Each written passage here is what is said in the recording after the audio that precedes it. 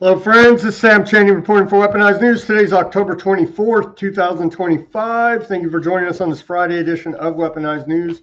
We have Ruckus from Alternate Current Radio and the Boiler Room waiting in the wings here to come on.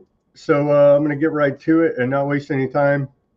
Shout out to Barry Dutton for giving me some spell check help. So I do appreciate that, Barry, and apologize for the spelling error on yesterday's show.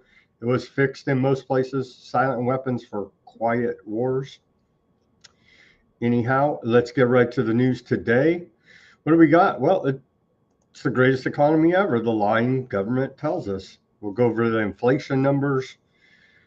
Government shutdown. Happy day 24 of the government shutdown. Are we going to see food riots? Is this all engineered for said food riots, for said martial law to be cheered on by the people? I don't know. California has dispatched the National Guard to food banks over here in California. So California is expecting something may happen when your SNAP benefits don't get uploaded here on November 1st. Just saying, this may very well happen. Are we going to war with Venezuela? We're certainly increasing the military assets there in the Caribbean. We'll go over that. The coalition of the willing, they're meeting in the UK, NATO, and Ukraine.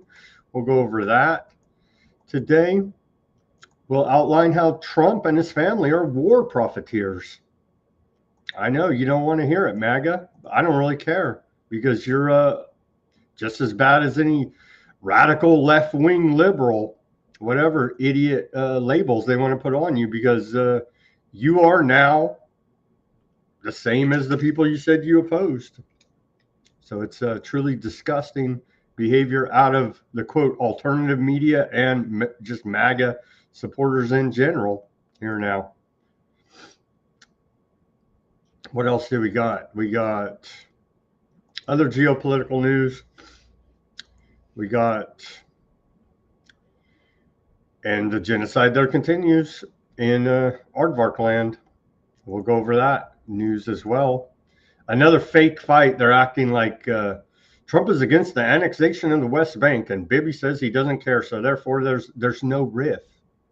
It's all fake. They're all on the same page about genocide, and somehow it's our responsibility to make sure everything goes right because Trump put us in the middle of it. It's really none of our concern. But now we're complicit in genocide. Thanks. I guess we have been. We've been funding, arming the aardvarks forever, it seems. So now we're complicit in genocide. That is the U.S. federal government. And by default, everybody that doesn't speak up and speak out against it, honestly, at this point, it's just beyond the pale of disgusting. Ethnic cleansing, genocide, they're doing it 100%. And forget all the BS propaganda that you see. And we've documented they're throwing $1 billion at propaganda campaigns trying to convince you that they haven't committed genocide. It's just, it don't fly, man. It don't fly. Okay. And with that, let's get to this day in history. On this day, the noticing in Germany, all the way back to 1492. In 1492, on this day of October 24th, 24 aardvarks are burned at the stake in Mecklenburg, Germany. I'm sure it's just because they were Nazis in 1492. Yep, the white supremacist damn Nazis over there in Germany. Noticing in 1492. In 1648, on this day, the Treaty of Westphalia ends the 30-year war in the Holy Roman Empire. Switzerland's independence is recognized. On this day in 1861, we saw the first U.S. transcontinental telegram is sent from San Francisco to, of course, Washington, D.C. And, of course, the government was spying on it. On this day in 1911, Orville Wright remains in the air for 9 minutes and 45 seconds in a glider at Kill Devil Hills, North Carolina, setting a new world record that stands for 10 years. The pioneers there of aerial flight out of America, the Wright brothers. And again, well, I think we'll cover it here on the show. I would advise against commercial air travel, if at all possible. Here now, public service announcement for you, as they're changing up the whole system and we're going through a government shutdown. But if you're keen to being date raped by the TSA, then by all means, get in that line. On this day in 1929, it was Black Thursday. The Dow Jones Industrial Average drops 12.8%, starting the stock market crash of 1929. On this day, 1929. Al Capone was sentenced in 1931 to 11 years in prison for tax evasion on this day. In 1945, on this day, the United Nations Charter comes into effect. We, the people of the United Nations. And so what little good does it do when you have America vetoing all of Aardvark Land's war crimes? Not much. Not much. But our forerunner, too, one world government. And so we should all appreciate that. On this day in 1962, The Manchurian Candidate, directed by John Frankenheimer and starring Frank Sinatra, was released. Everybody should go check out the original Manchurian Candidate, released on this day in 1962. And in 2008, Bloody Friday. Many of the world's stock exchanges experienced the worst decline in their history, with drops around 10% in most indices on this day of October 24th, 2008, the start of the Great Recession, the start of, well, it was started way before that, but officially acknowledged there by the Justice Department. These criminal banks are too big to fail, too big to jail. And then what else do we got? This day in our civil liberties history, and then we'll get to the news and ruckus for you. On this day of October 24th in the year 1952, we saw a secret Truman order create the National Security Agency. On this day, Truman, then president, issued a secret national security intelligence directive calling for the creation of the National Security Agency, the NSA, which formally came into existence on November 4th, 1952. The secret agency was not mentioned in the U.S. government organization manual until 1957. However, Washington insiders jokingly said the acronym NSA stood for no such agency. Isn't it all so funny?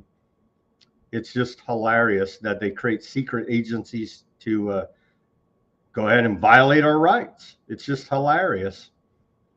The first ever public testimony by the head of the NSA before Congress on October 29, 1972. So how long did they operated a good, 30 years here now in secrecy with no oversight? It's perfectly fine. It's for national security. It's for your safety. Even greater illegal spying by the NSAs was exposed June 5th, 2013. But back to the first spying, about the first ever public testimony, part of the Senate Church Committee investigation of the abuses of intelligence agencies. January 27th, 1974, for the creation of the Church Committee, illegal spying by the NSA under President George W. Bush was exposed by the New York Times on December 16, 2005. The illegal spying exposed by Edward Snowden there is still going on to this day. The revelations from the Snowden related documents led to the Intelligence Reform Law, June 2nd, 2015, which marks the first time Congress actually scaled back U.S. intelligence gathering. Have you believed that? They denied. You're crazy conspiracy theorists. The government's not gathering all your data. And then we had old James Comer, or what the hell? I can't remember his stupid name now. Anyway, one of these liars went up there and said, "Oh yeah, we are gathering all your data, but don't worry, it's just your metadata, you see." And so it's admitted after they said you're crazy, after they denied existing for 30 years, and then they said you're crazy, they're not gathering your data, and they said, "Oh yeah, we are, by the way, with no warrant, but it's for your own safety, you see." And with that, here is propaganda out of the White House, air Democrat shutdown, segue to Ruckus and the news for you.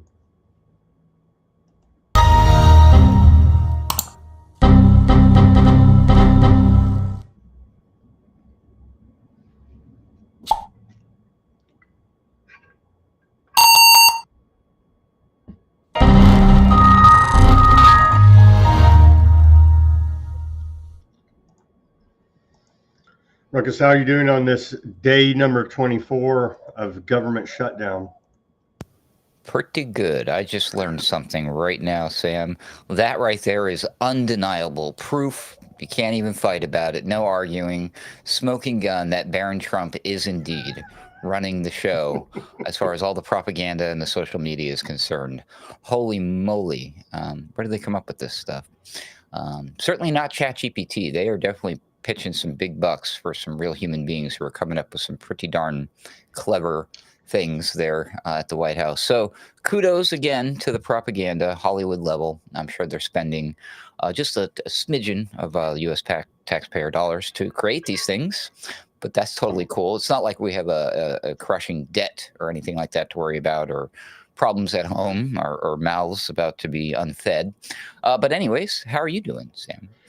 I'm doing well, Ruckus. I'm doing well on this day 24 of the government shutdown, as it appears we're going to do a regime change there in Venezuela.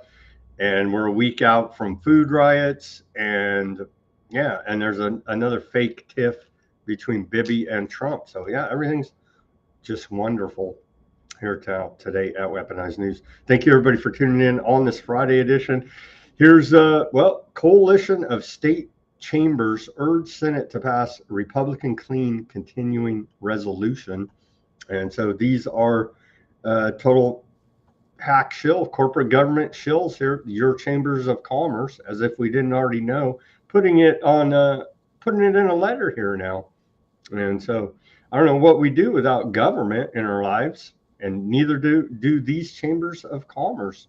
Arizona, Pennsylvania, Virginia, and on it goes Michigan, and on it goes there. So yeah, propping up the government, and they even put their little logos on there on this letterhead. So there you go. Fascist, truly fascist corporate government here, whatever you want to call it. It's definitely not a free market capitalism, what we got going on in this country. That's for damn sure. They can't. Oh, here, more propaganda. You're going to like these memes from the White House, Ruckus. Here you go. Every day gets better for us, Chuck Schumer. Indeed it does. Base Chuck Schumer there. There are going to be families that are going to suffer. We take that responsibility seriously, but this is one of the few leverage points we have. House Democrat whip, Catherine Clark. We do appreciate that rhetoric of making American families suffer for Democratic political gains. If you reopen the government and we lose our leverage, Bernie Sanders, the great left-wing populist there, he really does care about the people, you see. And then the party will not concede short of planes falling out of the sky. Senior Democrat A. Well, they just may have their wish here. Interesting that they won't give you the name of the aide who said that. Did an aide really say that, or did Grok say that? That sounds like something Grok would say. That's pretty funny, though. Actually, I really guess at this point I wouldn't put it past the Democrats to say something like that. Oh boy. Yeah, we don't want planes falling from the sky, but I shall remind everyone that happens quite frequently, not that long ago under the previous administration while the government was fully open. So do with that information what you will. Here's Christian Zionist Speaker of the House, Mike Johnson, crying about it. Let's watch this clip. He says that Americans suffer so they can use the government shutdown as leverage, talking about the Democrats. Here he is crying more about it. Using the shutdown as leverage, what is it they're trying to obtain out of that? What's the point? It's not the healthcare subsidy extension. That's a red herring. That's their talking point, distraction that they've globbed onto. They actually put on paper, Joe, what they want. They want $1.5 trillion new dollars of wasteful spending. They want to prop up leftist news organizations with the Corporation for Public. It says on the budget line item, 1.5 trillion wasteful spending. You see? Both sides are obsessed with this leverage talking point too. By the way, they're both owning that one. So there's your proof that whatever is going on, it's certainly not leverage. So that's all I can say confidently, Sam. That's the way this works. So whatever's really happening in the background, it's definitely not whatever it is that if both sides are agreeing that XYZ is happening, you know for darn sure that whatever's going on, it's not X, it's not Y, and it's not Z. That's all I'm saying. Planes may fall out of the sky. Here's a Transportation Secretary, Old Duffy, and head of NASA. Oh yeah, but we're in a space race now with China to get back to the moon, they tell us as well. By the way, I'm also concerned as we're coming into holiday season, we have more people using our airspace, more people taking flights. And when that happens and they see more delays, I want to make sure every American knows I've done all I can by modernizing the airspace, making sure we have more air traffic controllers. But if you're seeing an increase in shutdowns right now, or delays, not shutdowns, more delays, more cancellations, it is because the Democrats won't open the government back up. Don't blame him, dude. It's the Democrats, dude. It works for me, man. It's like, wow, this is ridiculous. This would not fly in a corporation anywhere in this country, yet here we are. So at least, obviously, we've moved away from, because I used to get upset that the government in particular under Trump and other Republicans, they run it like it's a corporation, like a company. Clearly, we're beyond that, because there's no way they would say these things. They're so unprofessional. It's just a giant clown show. It's almost like they're just putting on a show for everybody, like we're watching wrestling, and that these people aren't even real. They're probably all fake. They're probably all deep fake AI, and they're all hanging out somewhere in a bunker laughing because they know that 31 AI Atlas comet is about to end life as we know it, or something like that. Here's NEC Director Kevin Hassett, the 750,000 workers that aren't getting their paychecks. Let's hear from him. How about this?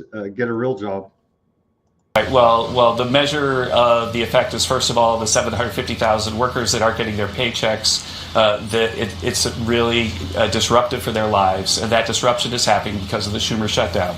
We want the Democrats to open the Senate, and then we're happy to talk with them about any policy they want to talk about. But the actual GDP effects are starting to be seen but we just have high frequency data that's not government data, but we expect that it's going to reduce GDP by about 0.1% for every week that it's shut down. Bunch of whiny, complaining crybabies, Sam. They can't go 24 days without receiving a paycheck, man. I'm on something like 424 days without a paycheck, and I'm just fine. Your neck of the woods, Texas. Here's a report about this. Texas Food Bank has seen a 60% spike in the need for food since the shutdown. Let's watch this report. You're looking at the human toll here of this government shutdown, and a striking sight. Military members and their families lining up at a food bank here in Texas, uncertain when they'll get their next paycheck and when they'll be able to buy simple things like groceries.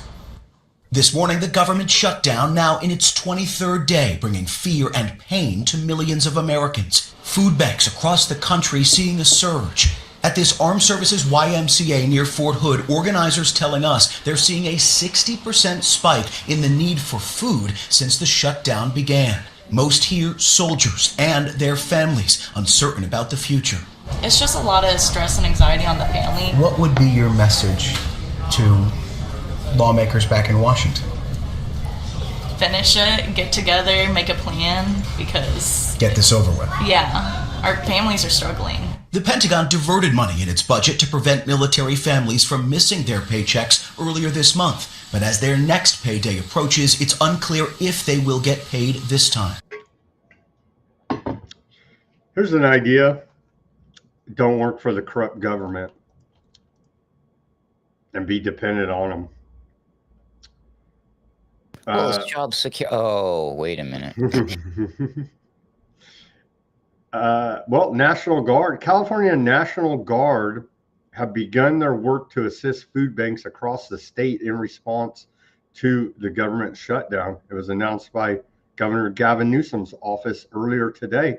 So, hey, they've militarized the food banks here in California for your own safety. They're helping, you see. And then here is Trump yesterday with Department of War head Hegseth. Trump's new defense plan quietly outlines a National Guard response force trained in crowd control and civil unrest. Remember, we reported on that at the time. Has this all been in preparation for the coming food riots and looting? I don't know. Let's watch this clip. Secretary Hegseth, sir, a memo circulating on social media details the establishment of a National Guard response force that's going to be trained in crowd control and civil unrest and deployed in all 50 states by April of 2026. Can you verify the authenticity of that memo, and do you have any more information on the operations? I'm not going to answer particulars on something that may be in the planning process, but we definitely do have multiple layers of National Guard response forces, whether it's in each state, whether it's regionally, whether it's Title 10 active duty, whether it's Washington, D.C. We've got a lot of different ways that constitutionally and legally we can employ Title 10 and Title 32 forces, and we will do so when necessary. Secretary Hegseth. Are they preparing for something? Don't threaten me with a good time. I think they're preparing for something here, Ruckus. Clearly. Or they want to at least give that impression. There's always that. Because they could always make it seem so dire and get things just close to the edge, and at the last second, they send in a hero. And we all know who that hero would be, of course. Elon Musk and Donald Trump will team up and create the ultimate Mecha Trump to save America. It'd make for a great movie, at least. I don't know. Here's New York Attorney General Letitia James. After pleading not guilty to federal charges, she says this is about all of us and about a justice system which has been weaponized. You don't say. Thank you for your prayers. I want to thank you for your emails. I want to thank you for your support. It has strengthened my spirit and it has anchored my souls, and so I want to thank you. But this is not about me. This is about all of us, and about a justice system which has been weaponized. A justice system which has been used as a tool of revenge.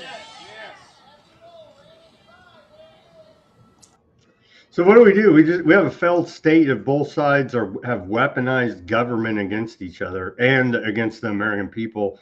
We're in a failed state. The system has failed at this point, Ruckus. Well, isn't that by design, ultimately? Isn't it? Isn't it all meant to fail so they can just roll in with something else? She would make a really good preacher. I just realized she was preaching. She was doing it. You go, sister. She's got it. She has her cadence down. Of course, she was charged in New York with mortgage fraud. Same thing they charged Trump with in New York. There's all that. She was the one who had the sugar daddy, right, or whatever. No. That's the one.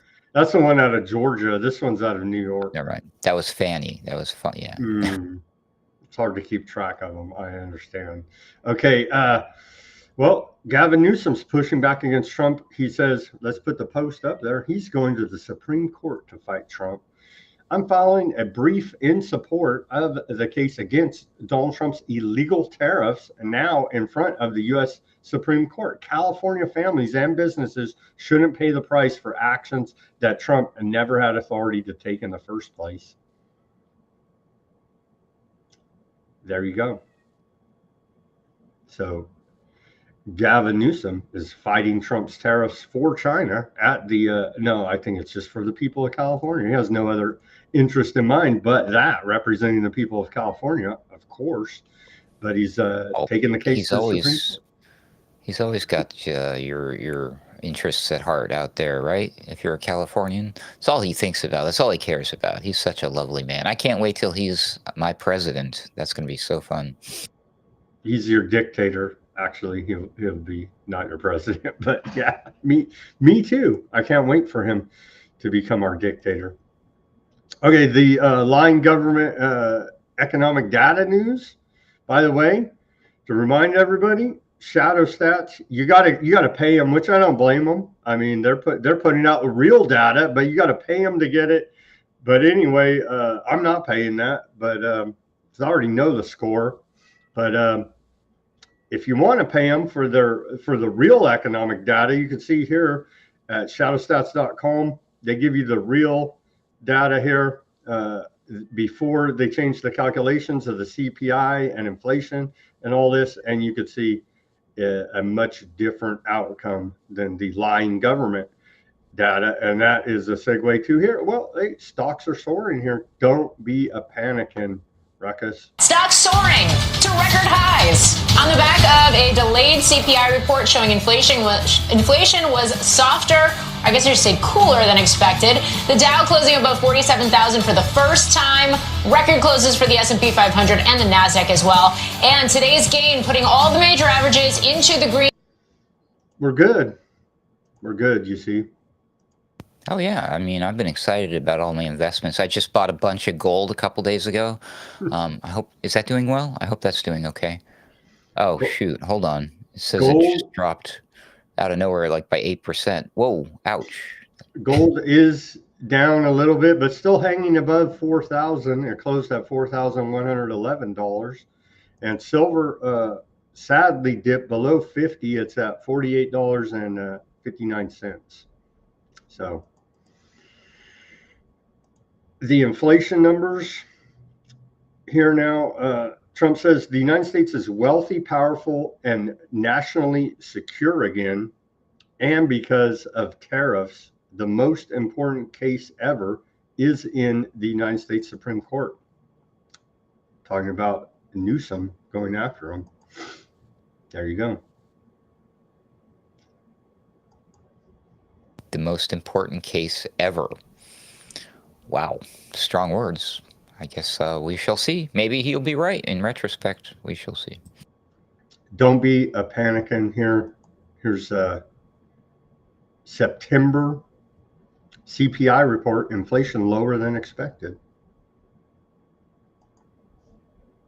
The market should be excited too. Here's our late but coming out September read on the Consumer Price Index. Headline number up 0.3, 1/10 cooler than both rearview mirror and what we were expecting. And if we look at the stripping out of food and energy known as core, it comes in also a bit less than expected, up 0.2. We were expecting up 0.3. Our last look was up 0.3. Is that good or bad? I can't even tell. It's just rigged data, so it doesn't really matter what they tell us here. It's a lie. What they say? Somebody on the old YouTube is saying that they're investing in makeshift clown houses. That may be a good investment, actually. At this point, inflation edged higher in September as tariffs raise some prices. What would happen if America started faking its economic data? Well, that's a headline out of CNN. I got news for them. We have been since the 80s in this country, forever actually, but especially when we made the big calculation changes in the 80s there. So just to let CNN know, we've been at this playing this game quite a while now. Cost of living worries haunt Americans ahead of midterms. Reuters poll finds. You don't say, well, there's no inflation. You know what I mean? Inflation climbs to the highest level since January. Beef prices soar. And let's give you a roundup, mashup of all of this economic data coming in on this Friday, October 24th. U.S. inflation has ticked up to 3% year over year in September, the highest since January, driven partly by President Trump's escalating trade tariffs on imports, which have raised costs for, I know you're not going to like this, Ruckus, on goods like coffee, beef, apparel, and furniture. Though companies have so far absorbed over half of these expenses to protect consumers, this comes amid a government shutdown delaying key data releases, heightening uncertainty for the Federal Reserve, which plans further rate cuts to bolster a cooling labor market despite sticky prices. Broader concerns include persistent cost of living anxieties, with 40% of Americans citing affordability as their top midterm voting issue. Well, keep on voting. Exacerbated by rising healthcare, housing, and food prices. Historical warnings from countries like Greece and Argentina underscore risks of data manipulation eroding trust, as recent U.S. agency leadership changes spark fears of politicized statistics. While beef prices have surged 15% amid tariff debates and import proposals, eggs and energy offer some relief, but stagflation risks loom if tariffs fully pass through, potentially prolonging inflation into 2026 and strangling household budgets. Ruckus? That is distressing news, especially the part about the, apparel and furniture. I'm just kidding. The coffee, of course. Yeah, I thought you were going to zero in on the coffee there. It is disturbing. That's I will go riot if they increase my coffee by too much more here now. So doesn't help that we're going to start a war with Colombia because we bombed one of their dudes by accident. Exactly. I may get in on this makeshift clown house investments. That may be the future for our economy. I'll learn how to grow my own coffee. I don't think you can grow it in our climate here. That's the problem. That's the freaking problem. You'd have to have a controlled environment in a greenhouse, I believe.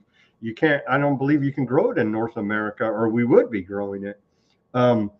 Here is, our. Ignore the panicans and trust in President Trump. That's right. And his war profiteering and his family's war profiteering. Now, this report is very disturbing here, Ruckus. We know it's all to make America great again, to keep us safe, to beat all the dirty commies. But turns out Trump and his family are big-time war profiteers. Donald Trump Jr.'s drone ventures could make a killing thanks to Dad's big, beautiful budget. You don't say. That's a headline out of The Intercept. Let me get through these headlines, and then we'll give you the mashup summary of all this. Drone company stocks soar after it appoints Donald Trump Jr. to advisory board. Huh. Isn't that funny how that's working? The banker behind Trump's quick Wall Street wins. Silicon Valley's war profiteers. And what do all these headlines amount to? It amounts to this. Following Donald Trump's 2024 re-election, Donald Trump Jr. and his brother Eric have capitalized on their family ties to advisory roles and investment niches in defense and tech startups, particularly in drones and AI, fueling explosive stock gains amid a surge in Pentagon spending on autonomous systems, companies like Unusual Machines, where Don Jr. joined the board, saw shares double or triple post his announcement, aligning with Trump's One Big Beautiful Bill Act, allocating billions for domestic drone production to counter Chinese influence. Banker Kyle Wool's Demir Holdings has orchestrated these deals, guaranteeing over $500 million in paper gains for the Trumps, while broader Silicon Valley firms like Anduril and Palantir secure massive contracts for nearly $1 trillion out of the defense budget.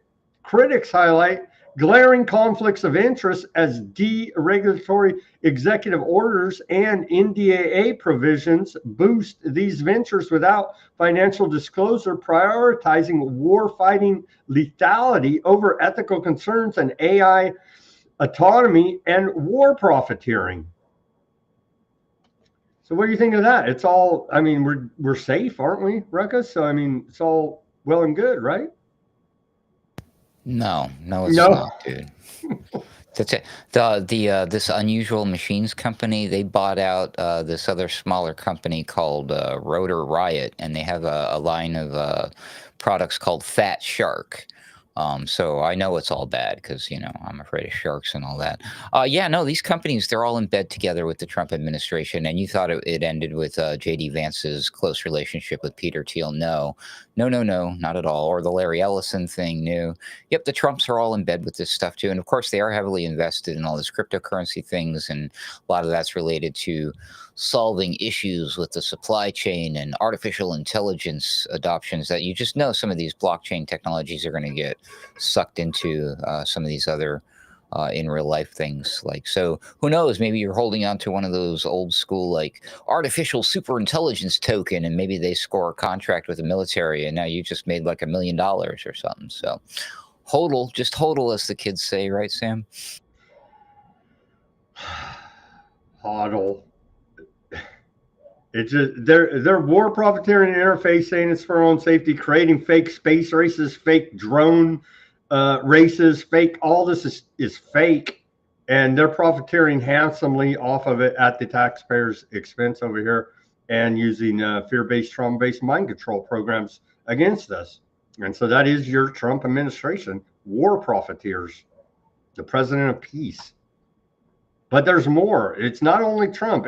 This is a global problem. Spain's top criminal court opened an investigation into Spanish steelmaker Signor executives for allegedly exporting over 12,000 tons, or 1,200, tons of steel to Aardvark Land's IMI systems in violation of Madrid's arms trade embargo. Prosecutors say the steel was knowingly sent for weapons productions despite Spain's ban, and so potentially amounting to smuggling and complicity in war crimes. They're out of Spain. Amazon accused of enabling Aardvark Land's cloud-based war machine via weapon makers.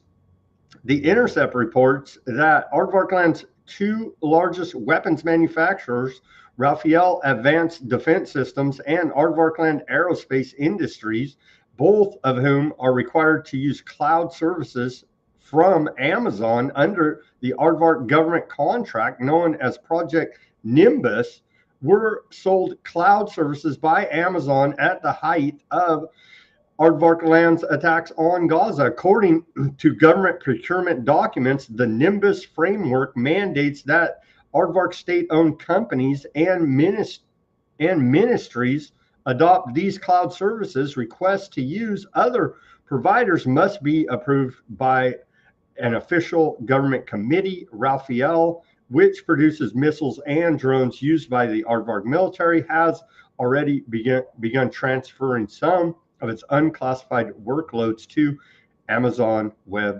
Services. Amazon's a big war profiteer, you see, but yet there's more. U.S. defense startup Castion announced today that it has secured contracts to integrate its Blackbeard hypersonic strike weapon with existing U.S. Army systems. So, wow. There. But yet there's more. There's still more.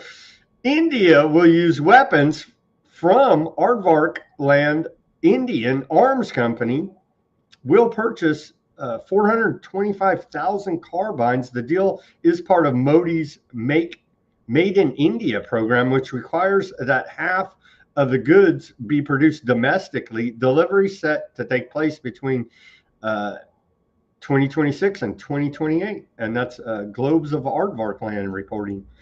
But yeah, there's more. Trump could, well, let's watch this from this RT analyst. I don't know this gentleman's name, but let's take a listen here. It says Trump could have stopped war in Ukraine, instead turned it into a business. You don't say.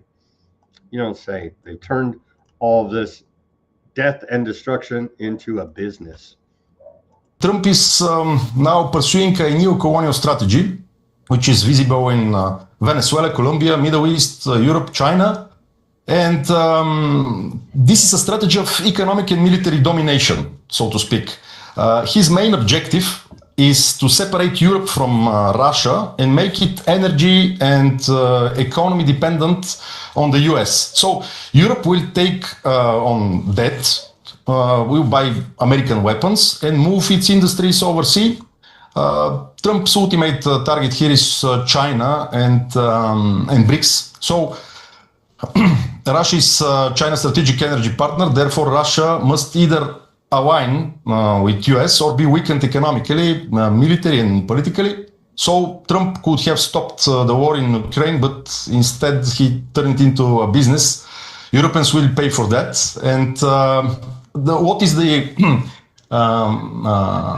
problem here is that nobody really control the escalation ladder anymore. I think that's pretty right on analysis. Sorry, I don't have that gentleman's name there, but chairman of Bulgaria Can Party, Kuzmin Levy. There is that gentleman's name. I think that was pretty right on. And then any thoughts, comments on that, Ruckus? Yet again, we have another conflict of interest going on, except this one's a little more in your face. It was kind of less obvious to people during the medical emergency time about how the politicians were all in bed with Big Pharma and they were all making a killing, investing in the right stocks at the right time.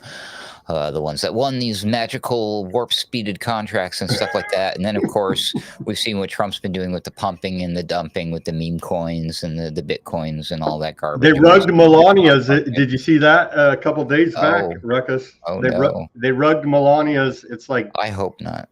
They did. They rugged Melania. I had a huge bag of Melania. Well, now it's worth jack squat. Well, so. Whatever. Everything, all crypto's worth jack right now. Anyways, it's all going to zero. Bitcoin's going to zero, kids. It's worthless. Yeah, right. Listen, man, I think that this is just a little too obvious to have all the big tech brothers and the military and Israel. Oh, sorry, Aardvark Land, all in bed together when they're all invested in these companies. Because that's the other thing. Fighting the damn terrorists, Ruckus. Come on. They're not. They're not fighting the terrorists. They're just fattening their wallets, bro, which is ridiculous. And the joke's on them anyways, because they keep just amassing huge, ungodly amounts of cash money, but the value of the dollar just keeps going down. So I'm like, you do you. Meanwhile, China is just gobbling up all the gold it can. You know what I mean? So maybe I'm going to do what China's doing. That's not financial advice, of course, but you do you. And that's a great segue to the great Peter Duke, the Duke Report. He's cranking out a lot of these content, these short videos based on books, giving us explainers. Gangsters of Capitalism explainer Smedley Butler, the Marines and the making and breaking of American empire. Let's watch this clip from the Duke Report. Everybody go follow the Duke Report on Substack.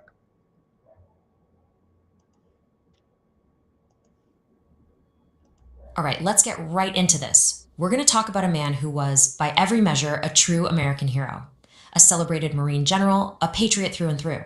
But what if I told you that this same man spent his last years exposing a secret history of America, a history he said he helped write, not as a hero, but as a gangster. I was a gangster for capitalism. Just let that sink in. These aren't the words of some anti-war protester or a radical academic. This is a direct quote from the man himself, Major General Smedley Butler. He's basically confessing that his entire decorated career was just being a high-class muscle man for big corporations. It is an absolutely mind-blowing statement. And this, right here, is the central puzzle.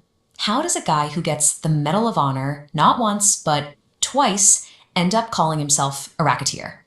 How does one of the most celebrated Marines ever look back at his life's work and describe it as the raping of half a dozen Central American republics? So what on earth did he mean? That's exactly what we're going to unpack.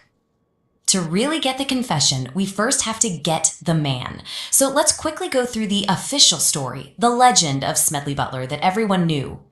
I mean, Smedley Butler was the dictionary definition of a Marine. He lied about his age just to get in at 16. His career was a whirlwind tour of U.S. interventions, the Philippines, China, Central America, you name it. He got his first Medal of Honor for his courage in Mexico and his second in Haiti. He retired a major general, a living legend in the Marine Corps. This was the hero America thought it knew. But then there's the other resume, the one he started talking about after he retired. Let's look at the career he described, not as a patriot, but as a racketeer. Butler's secret resume, well, it reads like a corporate playbook. Take Mexico in 1914. The official reason for being there was, stabilizing the region. But Butler's version? He said he was there to make sure Mexico was safe for American oil companies that would later become giants like Texaco. And this wasn't a one-off thing. Go back a decade to Honduras 1903. It's the same story, just a different product. Why were the Marines invading? Butler said he helped make the country right for American fruit companies, like the infamous United Fruit, which you probably know today as Chiquita. And this wasn't just in America's backyard either. Let's jump all the way over to China in 1927. His job, as he put it so bluntly, was to make sure Standard Oil could do its business unmolested. It had nothing to do with diplomacy, it was about using military force to protect corporate profits. Okay, now just take a look at this timeline. This is where the pattern really snaps into focus. It's not just a list of battles, it's like an accountant's ledger. 1909, Nicaragua for a Wall Street bank. 1915, Haiti for the bank that would become Citibank. 1916, the Dominican Republic for American sugar companies. You see it right. In Butler's telling, this was no accident. The flag wasn't just following trade, the flag was the muscle for trade. It was a repeatable and very profitable business model. So if that's what he was doing, the next obvious question is, how? How did this whole system actually work?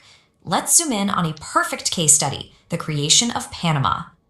Yeah, you can pretty much forget what you learned in history class about this one. According to this account, the birth of Panama was basically a corporate coup. Step 1, a lawyer for the canal investors gets cozy with President Roosevelt's team. Step 2, an agent on the ground starts working with local elites who want to break away. Step 3, they plant stories in the New York papers to make it all sound inevitable. Step 4, right on schedule, a U.S. warship shows up to physically block Colombia from putting down the so-called rebellion. And boom, just like that, you have a new country, one that, very conveniently, gives the U.S. control of a future canal.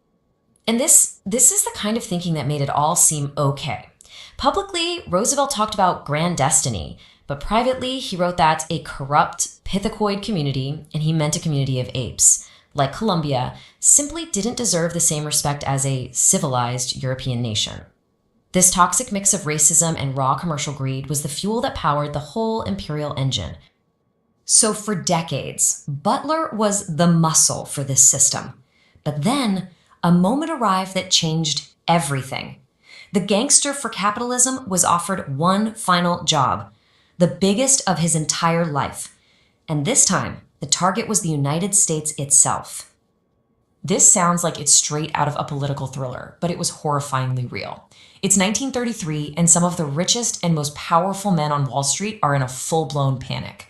They see FDR's New Deal, with all its new rules and social safety nets, as a threat to their entire way of life. So they cooked up this insane plot for a military coup.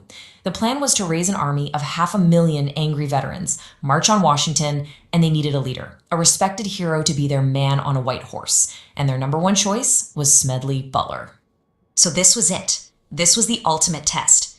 I mean, think about it. The plotters came to him because they thought he was their guy. He had spent 30 years toppling governments for their benefit all over the world. Why wouldn't he do it one last time, right here at home, for the biggest prize of all? They were asking the gangster to pull off the ultimate heist. But they misjudged their man. Completely. The gangster, it turns out, had found his conscience. Butler played along just long enough to get all the names and details, and then he did the one thing they never, ever expected.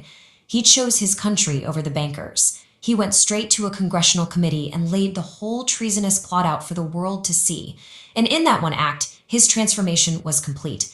The ultimate enforcer for Wall Street had just become their worst nightmare, a whistleblower.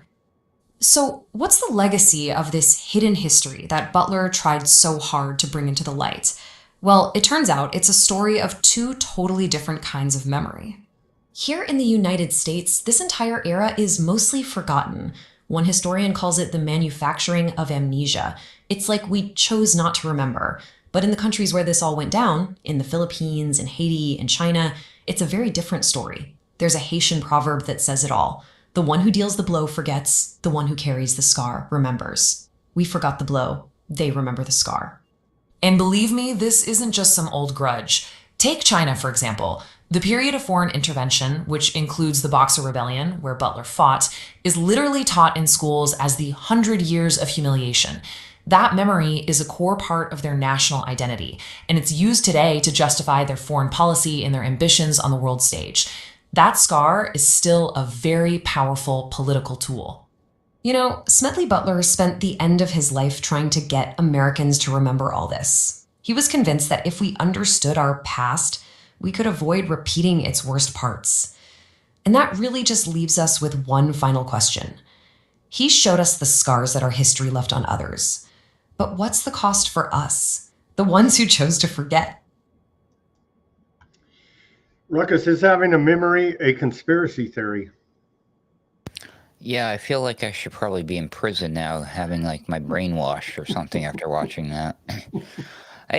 Smedley Butler was right about a lot of the things he said, of course, except for that last part where like he thought it would actually make a difference if he warned everybody. These people now just do it in your face and people go, hey, that's a neat idea, and retweet it on X. So I'm like, well, what do you do with that now? We're way past that point.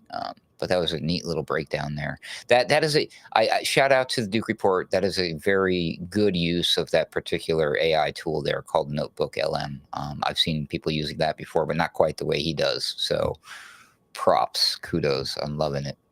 He's taking his giant book library and running it through that AI, giving us summaries of all these very important books that nobody has the time or inclination to read. And he's just he's been on a tear this last couple of weeks. So again, everybody go to the Duke Report on Substack, and he's busting out a few of these every day. And it's hard to even pick which one to play on Weaponized News for you, but we'll try to cover as much as we can here. And it just goes to show you nothing has changed, but it's even worse now because at that time, I do believe if the majority of the American public, if they knew the truth, they would be against it. Now, the majority, or at least whatever we see on our echo chamber bubbles on the social medias, they love it. You know what I mean? So here is, and what do we do about it? Both, again, there's no good guys in this situation. Here is the White House posting this from the mayor of Minneapolis, Minnesota, where he's all these Democrat mayors are essentially going to war with the federal government. I'm waiting for them to start getting rounded up here. We stand with our immigrant neighbors. Over the past year, I've been working closely with city leaders, our emergency management team, and community partners to prepare for the possibility of a federal immigration response, something that, frankly, no city should have to brace for. Immigration raids don't make us safer. We stand with our immigrant neighbors. There you go. And this is Department Is that of what they're doing now? They're just randomly kicking down the doors of people who are here legally? Does he talk about those immigrants? No, he's concerned about? He's talking about illegals. Oh, well, that's weird. Interesting. They look pretty serious there, by the way. You see them all with their little stern faces, like, come at me, bro, like, or whatever. I'm like thinking these sending a SWAT team after these people, and they're like, what are you going to do? We've seen the videos, Sam, people getting beat and dragged in the streets. They don't care. Even if you're dressed up like an inflatable dinosaur and a Pokemon, they don't care. They'll shoot you in the head with a pepper ball while you're praying, man. Don't go out there. Don't mess with these people. Sorry. They say don't put hands on federal law enforcement, and definitely don't threaten them, or the man will be at your door. What do they say over here on some of the comments in the X? They say, look into Fred Trump's history. You'll see that they've been owned by aardvark influence the entire time. It's not complicated or difficult to see. Yeah, Trump's admitted mentor, Roy Cohen, right there. You know what I mean? So it ain't even hiding it, man. They ain't even hiding it. And Bindi says that you can get some coffee out of Southern California. I did not know this. Says you can check Flip Coffee by Rocky Ken. Well, I'll put it on the screen here now. Flip is coffee grown in it's for a dog rescue outfit there in Southern California. So coffee grown in his dog rescue farm, Southern California. I did not know that, Bindi. Thank you for letting us know that. So I guess there is still some coffee production here in North America. I did not realize that.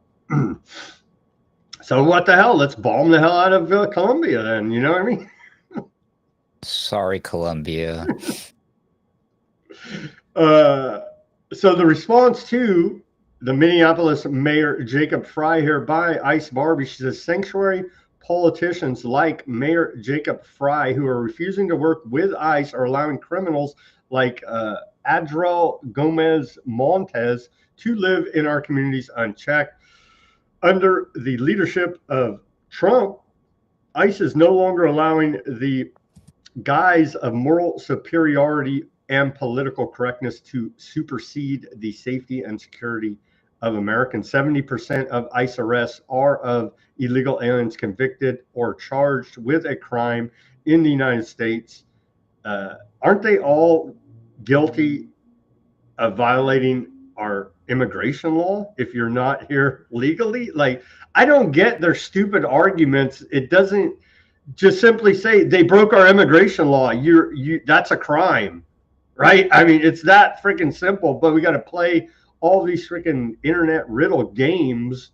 And it's just like everyone here, not when your status is not legal, you're in violation and therefore you're a criminal. It's pretty freaking simple. On top of all the other crimes that they're doing. You know what I mean? Don't you worry, Ruckus. Even during the government shutdown, Homeland Security is pumping out propaganda.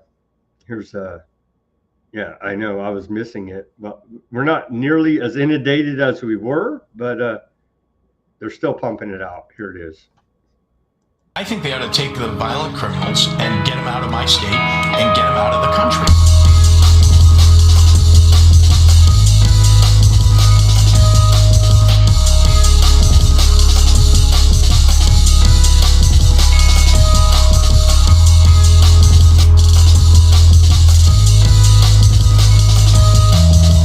I think they ought to take the violent criminals. They got them. They got them, Ruckus. Thank God they got that one guy who said he was in there for unlawful use of a weapon. And wow. I know My you imagination is going wild, man. I know you enjoy the propaganda posters out of the Department of Homeland Security. Here's a new one today. Very sun worship occultish there going on with the Statue of Liberty. That's perfectly fine. They're good Christians. Don't you worry about a damn thing. Protect your homeland. It's just all occult in your face. Yeah, whatever. Support the aardvarks. It's for a good. It's Pretty good. Sure that's 33 lines, the sun rays going around the circle there. I don't know. Maybe here's another one. Look at this one, Ruckus. This is from the White House now. Today they put this is clearly AI right here. Stand with ICE. Right? Come on, dude. Really? And they don't even care. They look like freaking Hamas terrorists over here, right? They don't even care anymore with their face masked up. They just don't. They simply don't even care. Is that a new NFT from Trump or a trading card or a comic book or something? Looks Don't pretty worry, cool. invest your life savings and they'll rug it tomorrow. Oh my gosh. Law and order will triumph in Chicago, Department of Homeland Security tells us. They say yesterday, Border Patrol agents conducted enforcement operations near 27th and Whipple Avenue. A large crowd of 75 to 100 rioters surrounded law enforcement, who set up a perimeter after agents were boxed in by large box trucks. Rioters then shot at agents with commercial artillery shell fireworks. So all this is going on quietly behind the scenes in Chicago. Here's images of said rioters there. And so I'm just waiting for it to turn into a full-on gun fight here now. I would not recommend going and challenging the federal government in this way, but hey, I guess they feel like they're standing up for their community. They're in Chicago, getting bold. On yesterday morning, ICE officers initiated a vehicle stop in Avondale, Arizona. The target's vehicle failed to stop and the driver and passenger attempted to return to the residence. The target weaponized, listen to this, right? The Department of Homeland Security tells us the target weaponized his vehicle in an attempt to evade arrest. So, what? They're abusing the word weaponized now. They've overused it. So is it, if you attempt to evade arrest in a vehicle, you've weaponized that vehicle now, according to Department of Homeland Security, Ruckus? What happens if I hop on my skateboard and I'm hopping? Did I just got my weaponized skateboard? If you're trying to evade authorities on a skateboard, you've now weaponized your skateboard, according to Department of Homeland Security here. Well, I'll own that one. I would never do what the Antifa do when they weaponize their skateboards, though. That's another story. But a skateboard does make for a good emergency self-defense weapon if you got nothing else. No lie. Make sure you hit them with the trucks, kids. I'm sorry. Only in self-defense, of course. Here's, we got to take our commercial break. Let's go to, and shout out to Ruckus for his great graphic design work over here. He helped me out at Weaponized News to bring you a black t-shirt with our logo on it that actually looks like it's supposed to look. With let me give you a shot of this, and this is an example of why you should go to Ruckus for all of your graphic design needs. Here is the Weaponized News black t-shirt. Let's take a look at that right here. There's your black t-shirt, and Ruckus tweaked the file and all that technical graphic design stuff for me to be able to bring this offering to you at Weaponized News shop store. Everybody go to weaponizednews.com, go to the store, and you can get your black Weaponized News t-shirt right there, which I know everyone will love and enjoy. And again, that's thanks to Ruckus's great graphic design work. What do you have to plug for us today, Ruckus? I'm going to hop off here at the midway point here so I can go join my friends and colleagues from alternatecurrentradio.com, where we are going to do a boiler room tonight because we missed the past couple of weeks, so we owe everybody a makeup show. So in case you don't get to see the boiler room, or you missed my appearance here on Weaponized News, or you want to check out some work from Patrick Henningsen, like Sunday Wire, Midweek Wire, and then see what my friends and colleagues are doing with the Mystical American Patriot Society, Odd Man Out podcast, etc. Or if you're just looking for a link to my Twitter, X accounts, you can hit me up for your own social media graphics. Yeah, just go to alternatecurrentradio.com.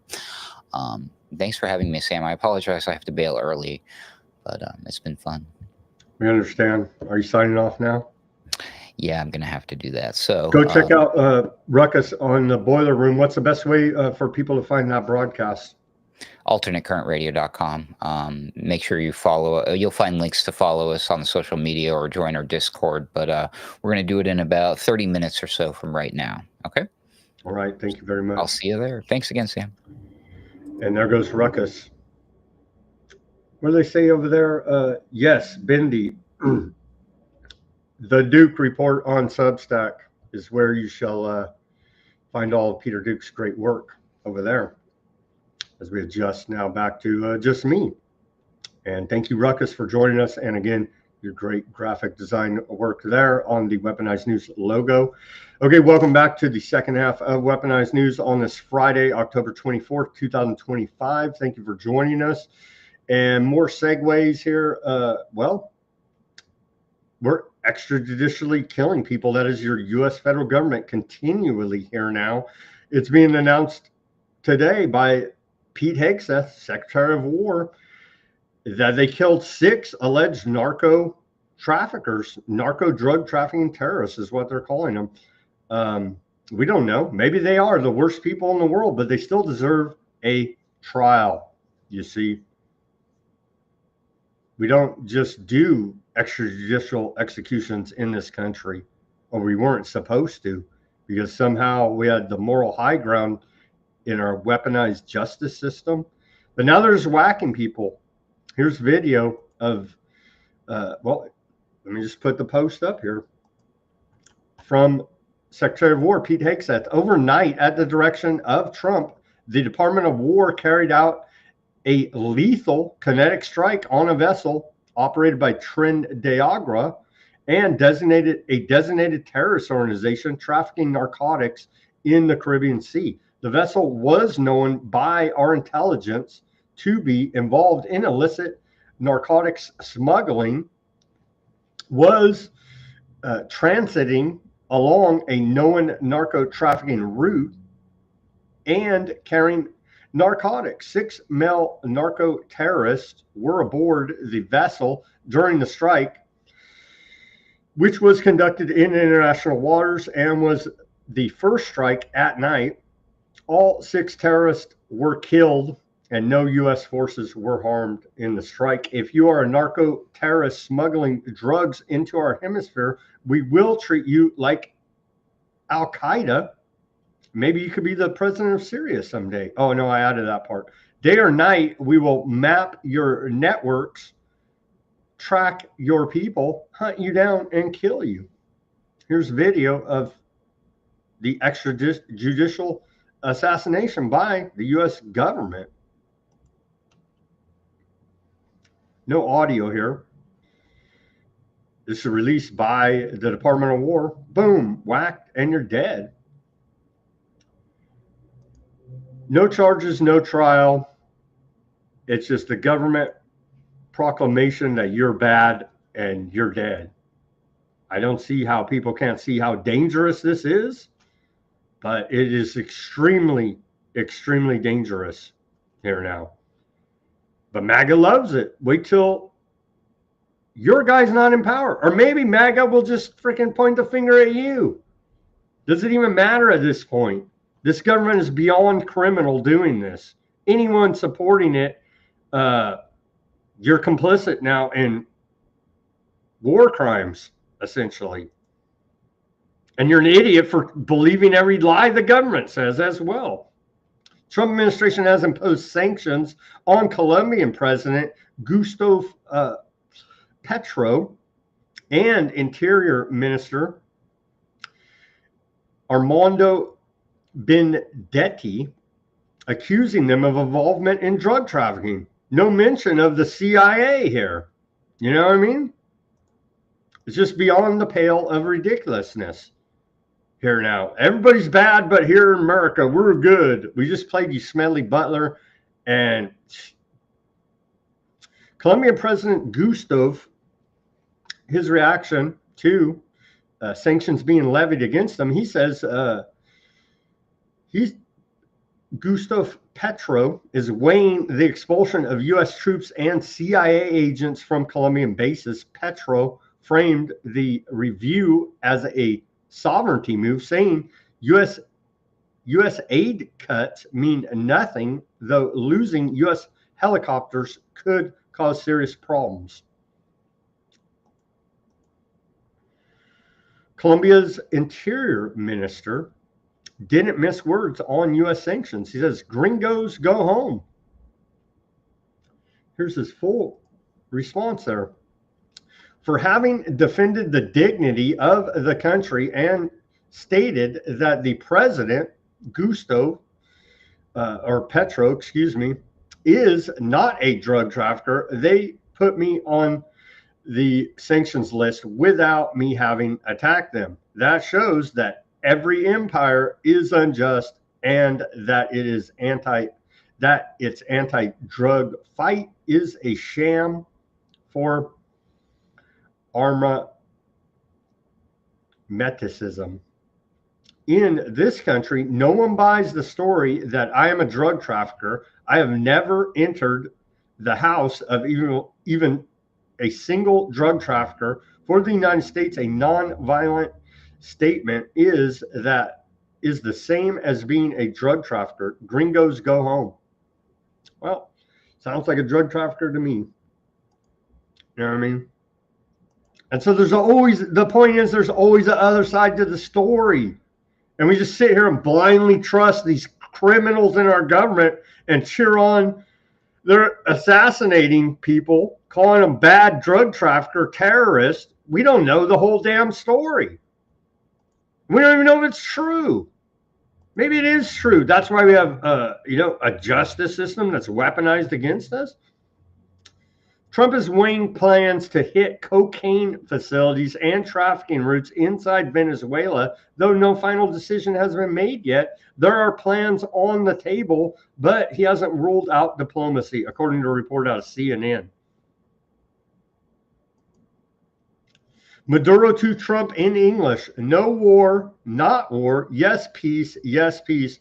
No crazy war. Please, please, please. Here's the clip from Maduro there. He knows that he has the U.S. big guns pointed at him as the USS Gerald Ford carrier group is now descending upon. And we went over all the military hardware here lining up for what looks to be military action in Venezuela and potentially Colombia, Ecuador, and other South American countries. It seems like we're stuck in this loop. Here is said carrier group. I'd be shitting too if this was coming after me, along with all the other military assets that we've documented here at Weaponized News. Here is Maduro now.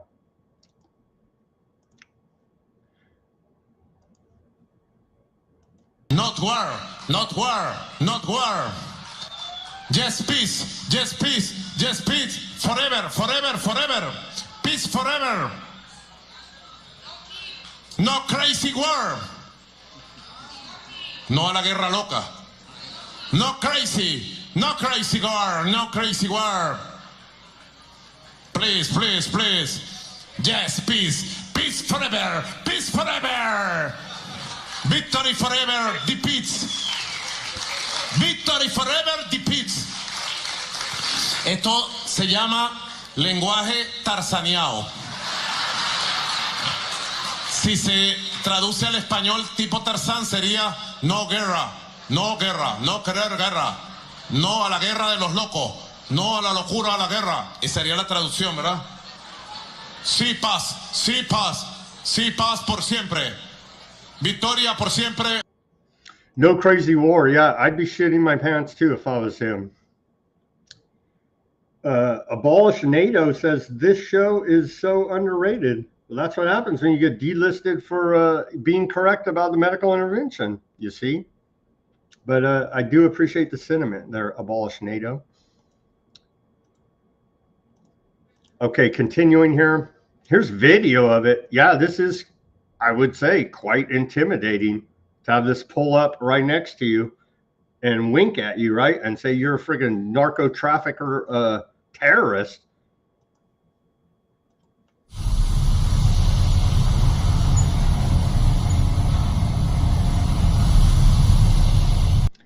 Yeah. And of course, we don't need no stinking government approval, congressional approval. You know what I mean? It's just a coalition of the willing now as we move on to Russia-Ukraine war, as Keir Starmer there is still pumping the digital ID, saying it's for your own convenience and safety. But today we're talking now specifically about the coalition of the willing meeting over there in the UK between NATO, Starmer, and Zelensky. Let's take a listen to what old Fabian socialist Keir Starmer had to say. When he's not trying to enslave you with digital ID, he's trying to start a giant war with Russia. Operating with our Ukrainian colleagues. So we're very clear about the support that we're putting in. And the reason for that is not just because this is about Ukraine's freedom and sovereignty, but because it's about the freedom that we all have across Europe. This is, of course, a fight for Ukraine's future and sovereignty, but it's also a fight for Europe and for the United Kingdom. And therefore, this isn't simply an act of us. So propping up their puppet proxy state, Ukraine, is it's a fight for all of Europe and UK, they tell us. More from Starmer here at the Coalition of the Willing. Ukraine's future is our future, he says. Really? When did Ukraine become part of UK? Oh, well, never mind. I guess it's always been. Because, and I say it again, Ukraine's future is our future. What happens in the weeks and months ahead is pivotal for the security of the United Kingdom and all our allies.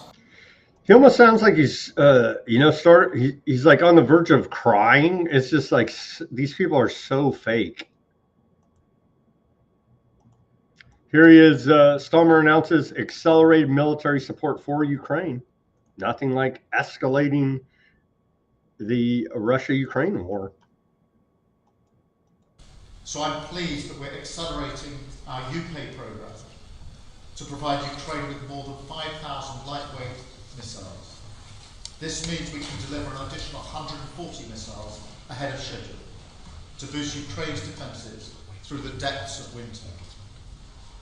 Fourth, we need to keep up the military pressure on Putin through the continued provision of long-range capabilities. And we've all seen just how effective these capabilities are. And finally, while now is the time to prioritise pressure, we must keep working on our security guarantees where we've made so much progress in recent months, including the multinational force. They say Starmer's a knob. Too bad Ruckus wasn't here for this. I'm sure he would have enjoyed it. Ukraine's Octopus interceptor drone, developed jointly with British scientists, will be mass produced in the UK, Zelensky says. Thousands are planned monthly with the first batch already approved. Here is the Octopus interceptor.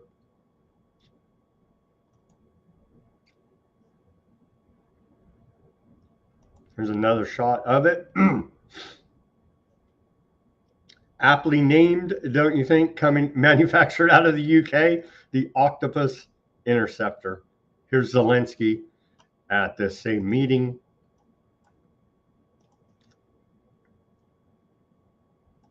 Coalition of the Willing meeting. Diplomacy. Right now, Russia does not want to end the war, and Putin does not want any proper meetings. Everything Putin does is an attempt to delay new forms of pressure. We must create in Russia a will to negotiate, and I will ready to meet in any meaningful format, and the current line of contact could be the starting point of negotiations, real negotiations. And we must all remember that the issues of territorial integrity, as well as any alleged trade of lands, must not pay off the aggressor or reward any future aggressions in the world. And diplomacy.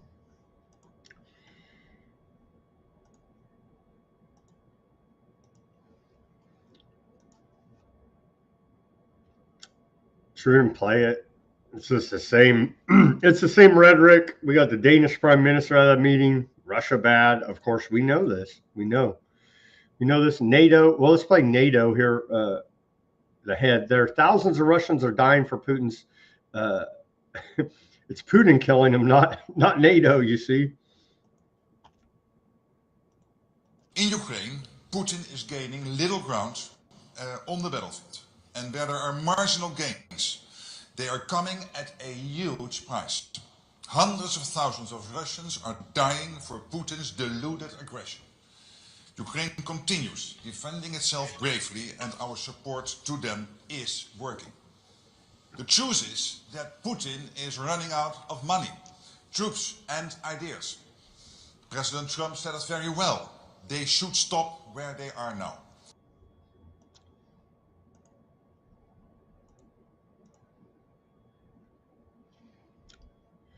So I guess there won't be a meeting between Putin and Trump in Budapest, as was reported yesterday. Why Trump-Putin meeting in Budapest was canceled. The shift followed pressure from Little Marco, Secretary of State, a longtime Russia hawk who called Putin a gangster. But they're all gangsters. There's no good guys in this story. Sorry to report to you here now. Rubio canceled talks with Lavrov after concluding Moscow was slow-walking ceasefire talks. Washington aide Anna Kelly insists Trump always leads a foreign policy, but officials said Rubio's tougher stance drove the change. Report out of Bloomberg. So there will be no Trump-Putin meeting. But there is still talking going on. Diplomacy, which we need to have happen before we get in a direct shooting war with Russia. Here now, Putin's envoy, Kirill Dmitriev, came to America here now. And here's what he had to say here. Dialogue continues, but warns cooperation requires respectful attitudes toward Russia. Well, F you, Russia. No. But they're trying something to, yeah, maybe. Let's hear from Putin envoy, second most evil man in the world, obviously. I'm currently in the United States at the invitation of US President. This event was planned long ago, and it was not cancelled by the American side, despite the unfriendly steps recently taken by the US. We see that, as President Putin said yesterday, the language of pressure does not work with Russia, and it's crucial that Russia's national interests and security interests are always taken into account. So the potential for economic cooperation with Russia remains, but only if there is a respectful attitude toward Russia. We also see many attempts by our European husband, Britain, to undermine direct dialogue between Russia and the US, between President Putin and President Trump. Britain wouldn't do that, would they? Here's Russia at the UN.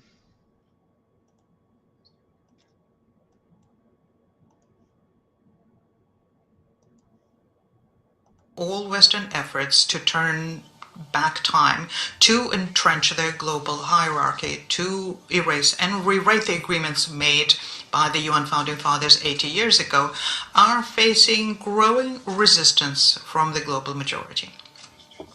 There is a growing demand for genuine multilateralism and equitable cooperation based on considering of the interests of all stakeholders. The regional organizations, their positions such as BRICS and SCO are gaining irreversible momentum. They are built on principles of unity and mutual benefit. And this fundamentally new atmosphere gives us hope that we can avoid a new global confrontation.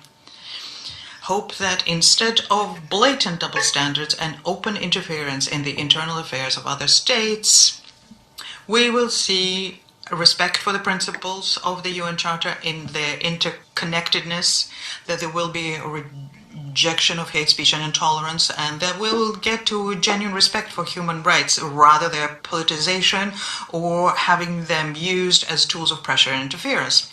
And in this context, we see no alternative to measures aimed at restoring trust and building international dialogue based on the UN Charter, with the central coordinating role being played by the UN, which must be given a new.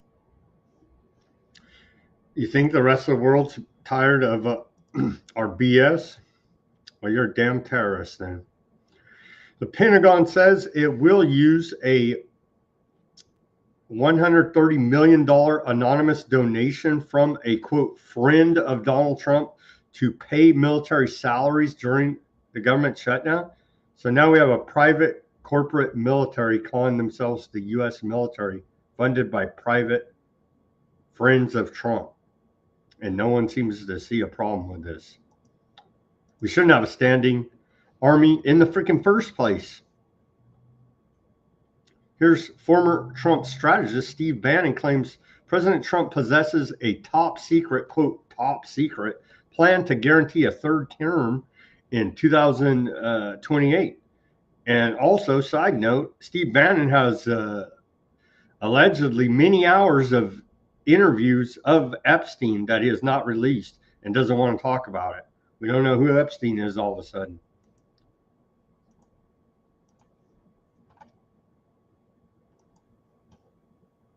Get a third term. So Trump 28, Trump is going to be president in 28, and people just ought to get accommodated with that. So what about the 22nd Amendment? There's many different alternatives. At the appropriate time, we'll lay out what the plan is, but there's a plan, and President Trump will be the president in 28. We had longer odds in 16 and longer odds in 24 than we got in 28. And President Trump will be the president of the United States, and the country needs him to be president of the United States. We have to finish what we started. And the way we finish it through Trump. Trump is a vehicle. I know this will drive you guys crazy, but he's a vehicle of divine providence. He's an instrument. He's very imperfect. He's not churchy, not particularly religious, but he's an instrument of divine will. And you can tell this of how he's pulled this off. We need him for at least one more term, right? And he'll get that in 28. You're not driving me crazy. I'm trying to understand the coherence of the things you've just told me in the last few minutes. On the one hand, you've said the Constitution is fit for purpose. Secondly, you've said that President Trump needs another term, even though the 22nd Amendment makes pretty clear that he cannot have another term. Why does it make that clear? Because he's on his second term already. At some point in time, we will make sure we go through, Zanny, and define all those terms. But even if you find a way to undermine you will be undermining the spirit of that amendment, even if you find some way around it. And to those Can the American people, if the American people, with the mechanisms we have, put Trump back in office, are the American people tearing up the Constitution? Would that be tearing up? Would the American people be going against the spirit of the Constitution, ma'am? I think yes, actually, because I think what you will end up with is a populist justification for a quasi-dictatorship. That's not true at all. Trump That's what it sounds like. Trump is a dictatorship. Did you just see the compromises he had to make on the big, beautiful bill? You see the compromises he has to do on everything, on accommodating Zelensky, on what President Trump. President Trump is nothing but a series of negotiations to kind of keep this thing rolling forward, where he's having trade-offs all the time. Steve, you've just spent the last 20 minutes telling me we have to smash the other side. There's no room for debate. There's no room for compromise. We must smash them. And now you're telling me this is a negotiation. I mean, that's no. I think that's why there seems to me some kind of tension. First off, the only way President Trump wins in 2028 and continues to stay in office is by the will of the American people. Okay, and the will of the American people is what the Constitution embodies. And so I think we're going to be in good hands there. We need to finish what we started. And President Trump... Steve Bannon's smoking dope, probably from these narco drug trafficking terrorists. He probably will stay in office, but it won't be due to the will of the American people. It'll be due to some type of emergency that they've cooked up, probably an economic one, maybe a world war here now. Here's Aardvark TV praising Trump. Essentially, this is Aardvark Land's comedy sketch kind of show akin to Saturday Night Live. Look at this.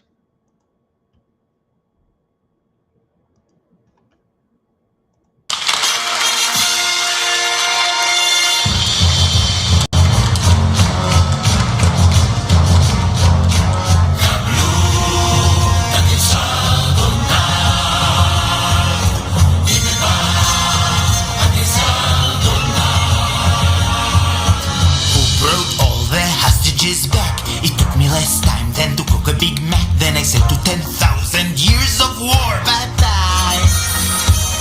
זה היה שת"פ שלך ושלי, אמרתי כן שציווית עליי. דונלד טראמפ הוא הקיסר של האימפריה.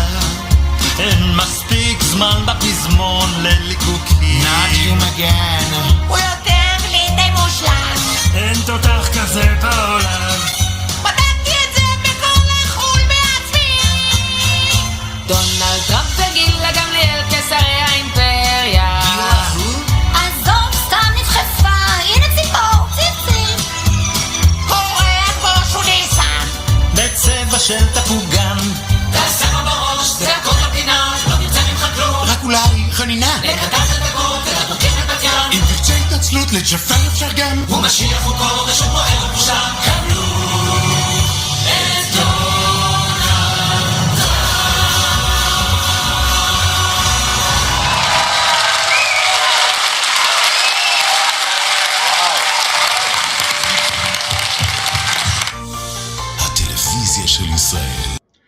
What the hell? I'm glad they threw in some transgender cross-dressers to show Aardvark Land's diversity.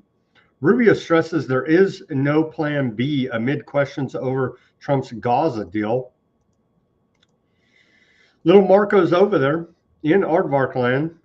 He said, I visited the Civilian Military Coordination Center today, established by CENTCOM. We're freaking in it. We want no part of it, but somehow, some way, we're in it. The brave men and women serving here are overseeing implementation of President Trump's 20-point peace plan and humanitarian aid mission in Gaza. Our goal remains progress toward lasting peace. As we reported here, Aardvark Land's already violated the ceasefire over 80 times, probably 100 by now. That was a couple days ago. Here's little Marco's a few comments here on, well, this is about the Aardvark Land settler attacks in the occupied West Bank.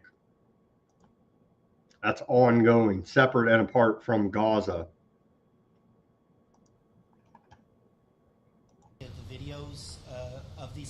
I'm aware of the incidents, and I've seen, I mean, not recently, I've seen them, some of the ones that have been posted and some of the things on social media. Our embassy has worked on that topic and has expressed the U.S. opinion to the government. Obviously, the safety and security of Americans anywhere in the world is something that will be important to us. So, and we've expressed our position directly to the Israeli authorities, and our ambassador has spoken on this topic clearly and repeatedly. Okay? Thank you, guys. The videos of these attacks. Those are American aardvarks, the settlers, some of them, that go over there, rob and steal and destroy the Palestinians' property in the West Bank. They're ultra-Zionist psychopaths. Here's more from Little Marco about what are we going to do? There is no West Bank. Don't be antiseptic. It's called Judea and Samaria, don't you know? Talking about annexation, you were using the term Judea and Samaria a few months ago. Okay, there will be no annexation, but I'm wonder if you're still obligated to the name or the term Judea and Samaria. I don't play semantic games. Well, who else? He may say he doesn't, but they sure in the hell do. And one more clip from Little Marco says they fully expect to demilitarize Hamas. I don't think Hamas ever agreed to being demilitarized.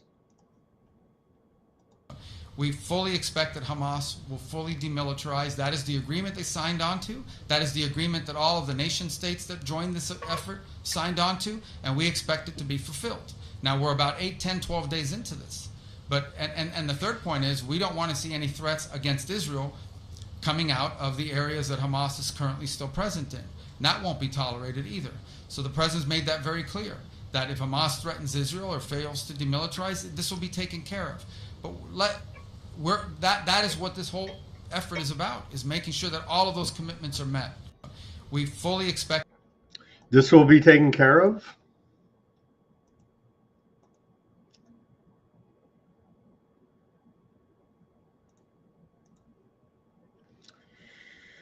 Aardvark land drone strikes kill 2 Palestinians near Al Qistal Towers in central Gaza Strip earlier today. Artillery shelling is also targeting the area. They're still whacking them. They whacked this guy. Aardvark land says it assassinated senior Hezbollah logistics official Abbas Karki. Under international law, targeting Hezbollah members not actively engaged in hostility is a violation. Yeah, they don't care about your international law, as we have come to learn. This is the guy they whacked, said he's a Hezbollah there. Out of Lebanon, unmapped minefield. Experts warn removing unexploded bombs from Gaza could take up to 30 years. And so there's all these munitions that didn't go off now. Mines and other munitions, they're in Gaza. They're just waiting for a kid to go play with them and blow them up. So, yeah, the UN Development Program estimated that Gaza's recovery will cost $70 billion and will take decades, with $20 billion required in the next 3 years just to begin reconstruction. Well, we have a greater Aardvark land project to fulfill the needs of, so I don't think we care much about what the UN has to say about it. Why not shoot the child on the donkey? Aardvark land officials mock the lives of Gaza's children. During a cabinet session, Ben Gvir, the consummate provocateur, questioned what prevented the Aardvark army from targeting a child riding a donkey if he crosses the now famed yellow line in the Gaza Strip. This came during a cabinet discussion on implementing government policy regarding the yellow line in the Gaza Strip, and in response to the Aardvark Land's Army Deputy Chief of Staff, who had said that IDF forces shoot at adult suspects who approach the line, not at children on the donkey. According to witnesses, several members of the Aardvark Land regime's cabinet were laughing and joking when Ben Gvir interjected sarcastically, "Why not shoot the child on the donkey?" The cabinet discussion included mockery of the lives of Palestinian children. Yeah, so it's par for the course for these psychopaths. Is there going to be a larger ground invasion by Aardvarks into southern Lebanon?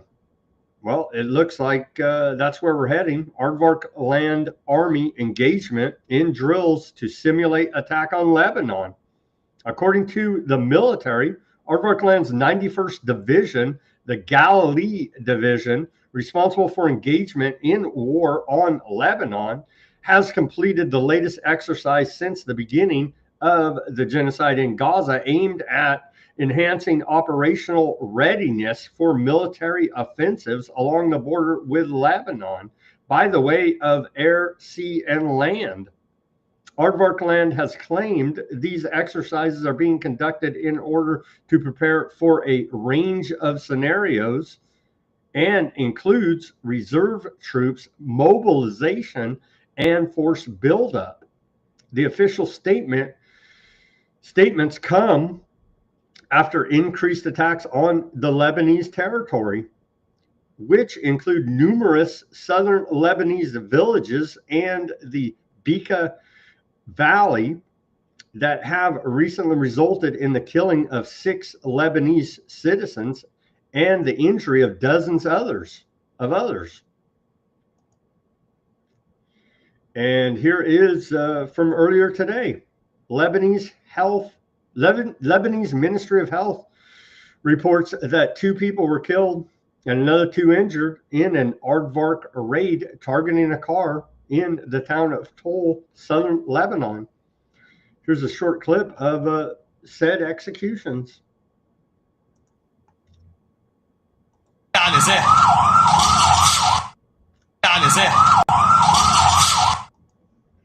There's a ceasefire allegedly there in with Lebanon. They're still whacking people. There's a ceasefire allegedly in Gaza. They're still whacking people.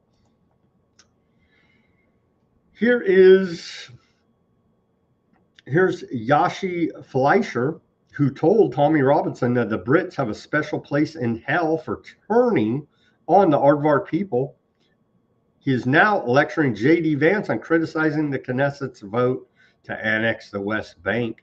We did play that clip of Tommy Robinson. Let's take a listen to this now.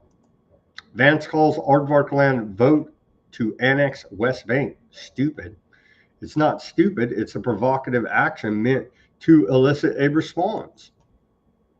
I want to continue this conversation now with another voice, Yishai Fleischer, the spokesperson from the Jewish community in Hebron.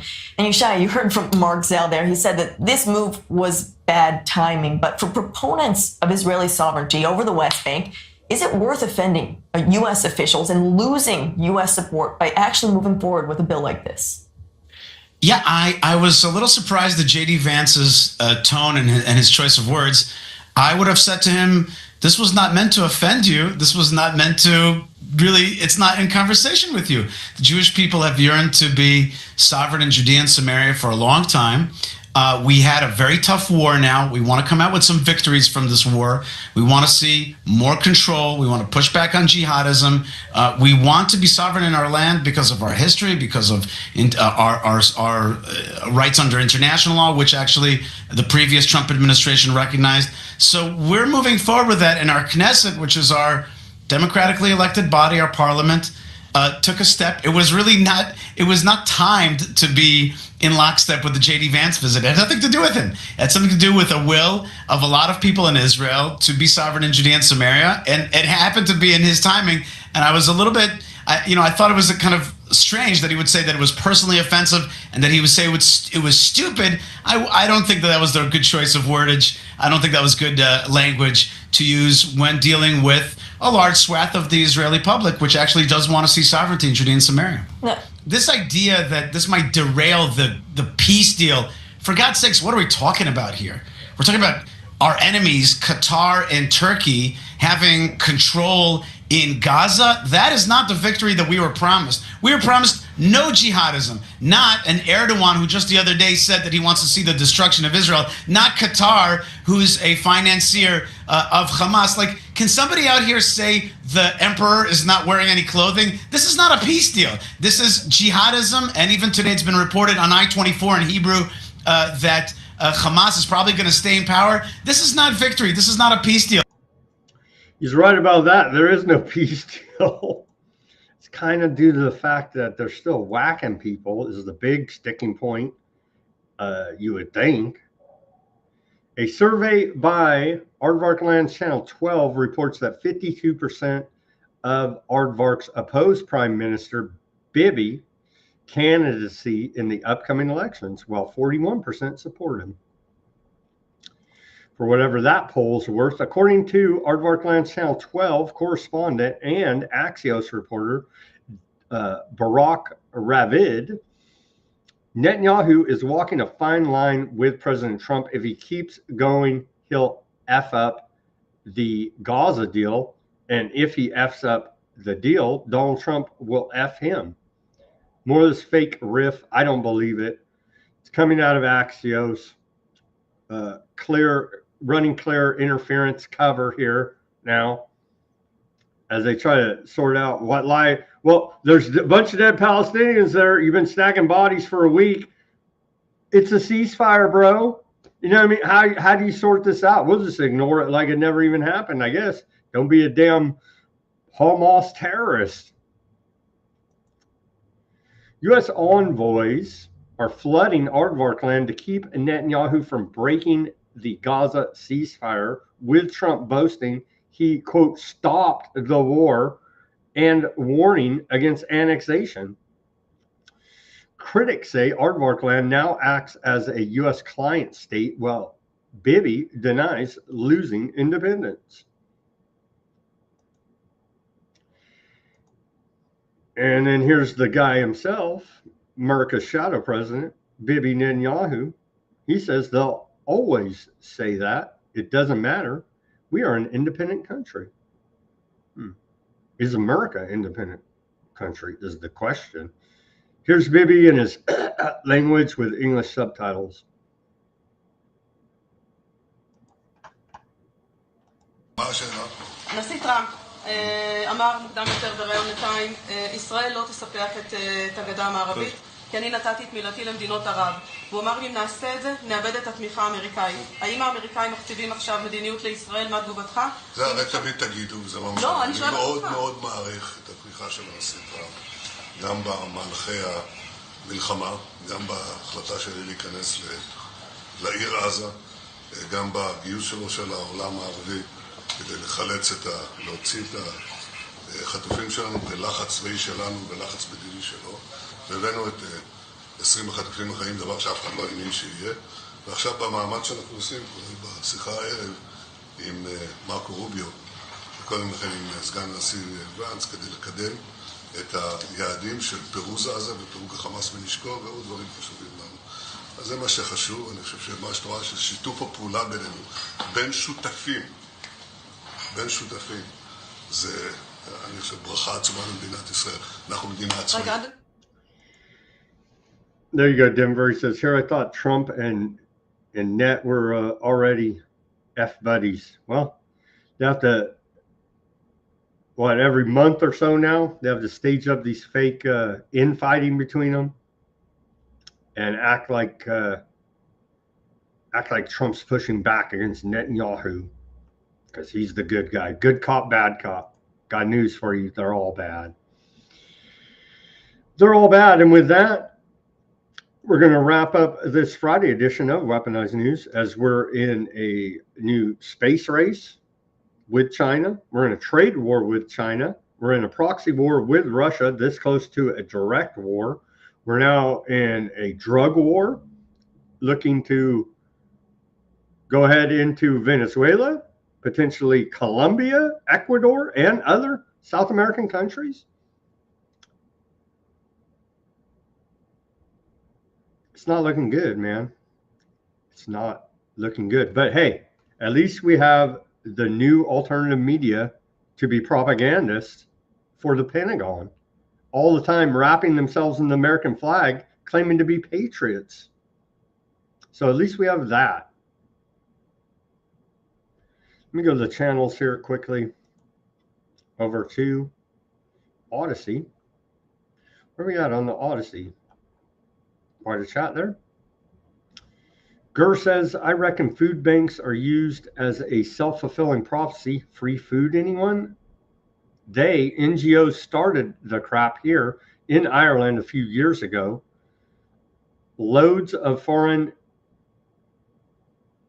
international students, university students got their grub there. The Roma crew also made the best of it. Numbers, right? Numbers. It was only meant to confuse, so ignore the stock market advice. From John Gurr over there. Newsom is comparable to a broken clock, right? Twice a day. Yeah, but it's back to there are no good guys. So he could be right calling out Trump, but he ain't no good either. So You know what I mean? Two devils pointing a finger. That's why we need to make a new meme instead of the Spider-Man's, devils everywhere. Bunch of devils, and they're all pointing a finger. There ain't no good guys in this story, sad to say. That's the facts of life here, man. Facing this crime syndicate known as government. John says, don't worry, Bill Gates will produce carcinogenic synthetic coffee for us. Well, at least we have that.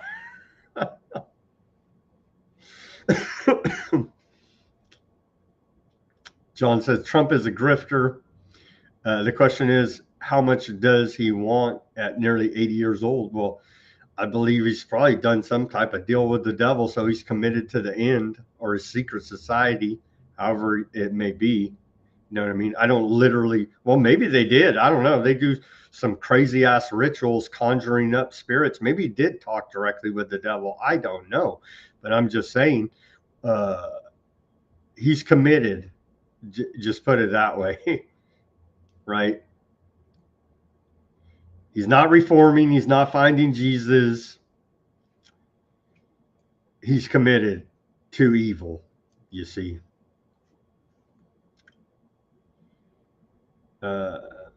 Stalmer's like a kid that got stealing sweets in the sweet shop. Despicable creature. He's a Fabian. Good luck, Ukraine. Octopus.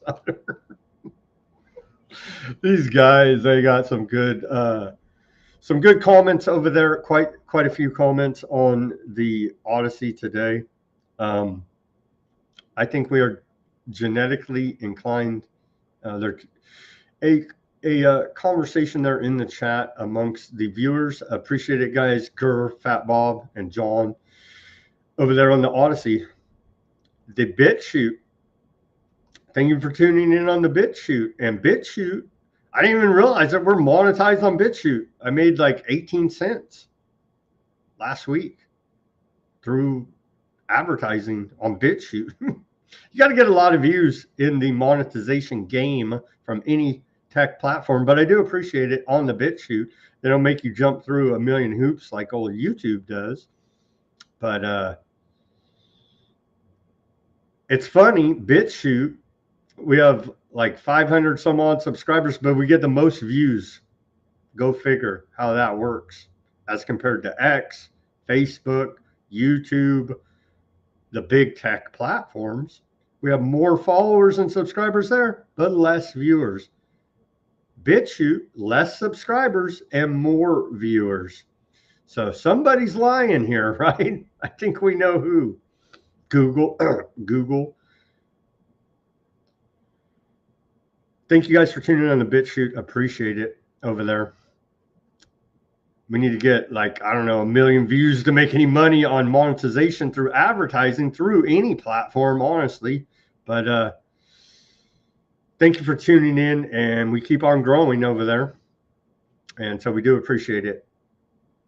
The viewers on Bitchute. The Rumble, let's go take a look. Apologies, I could not integrate the Rumble chat today.